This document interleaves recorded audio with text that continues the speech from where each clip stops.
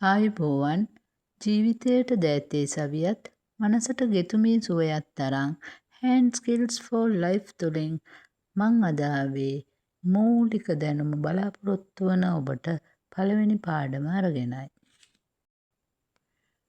මං හිතනවා ඔයාලා නූල් බෝලයක් මිලිමීටර් 2.5 ගෙතුම් කටුවක් සහ කුඩා කතුරක් සූදානම් කරගෙන ඇති කියලා.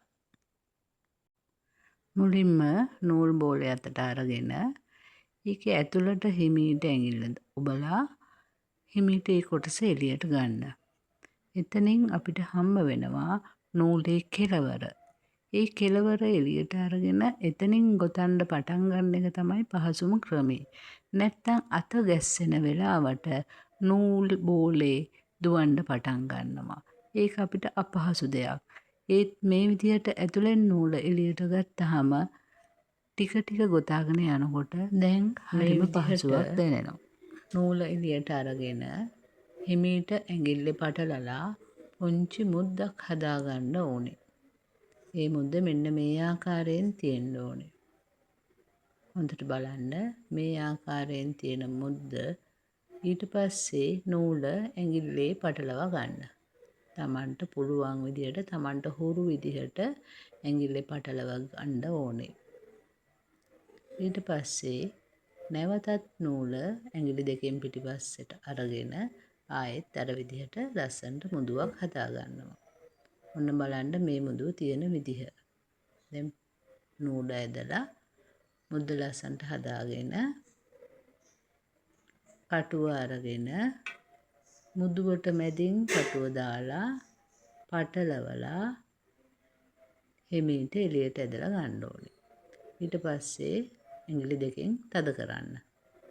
ඇඟිලි දෙකෙන් අල්ලගෙන හිමීට ඇඟිලි දෙකෙන් ඔය පේන විදිහට තද කරන්න.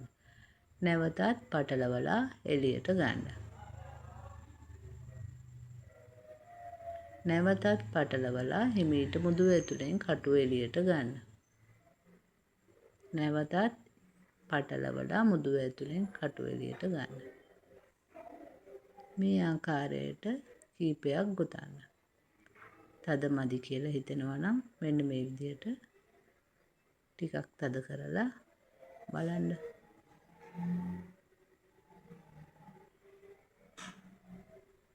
මේකට තමයි දම්වැල කියන්නේ. දම්වැල ගොතන්න මේ විදිහට පුරුදු කරන්නේ ඔයාලට ඇඟිලි කටුව නූල හොඳට අතට හුරු කරන්න. පැටලෙන්නේ නැතුව එන්න ලෙස්සලා නූල එන විදිහට හිමින් තද කරන විදිහට ඔන්න ඔය ආකාරයෙන් බලන්න. ඇඟිලි පටලලා ඇඟිලි නැවතත් රඳවලා ආයෙමත් දම්වැල් ගොතනවා. මේකෙන් සිද්ධ වෙන්නේ අතට හොඳට කටුව හුරු වෙන එක. දිග දම්වැලක් ගොතපුවාම නිකම්ම මූලික ගෙතුම හුරු වෙනවා. හැම ගෙතුමක්ම ආරම්භ කරන්නේ දම්වැලක් ගෙතීමෙන්. ඒ නිසා හොඳට දම්වැල හුරු වෙන්න. මේ විදිහට දිගට ගොතලා හොඳට කට්ටයි ඇඟිලි නූලයි හසුරවන්න පුරුදු වෙන්න. ඊළඟ දවසේ මම එනවා දෙවෙනි පාඩමත් අරන්. එතෙක් මේ වගේ දිගට ගොතලා හොඳට පුරුදු වෙන්න.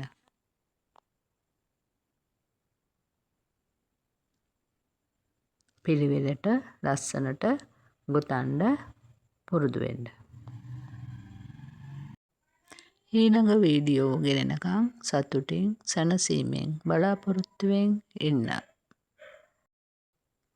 එක්වරකට එක් ගෙතුමක් සඳහා මා සමග සම්බන්ධ වෙන්න.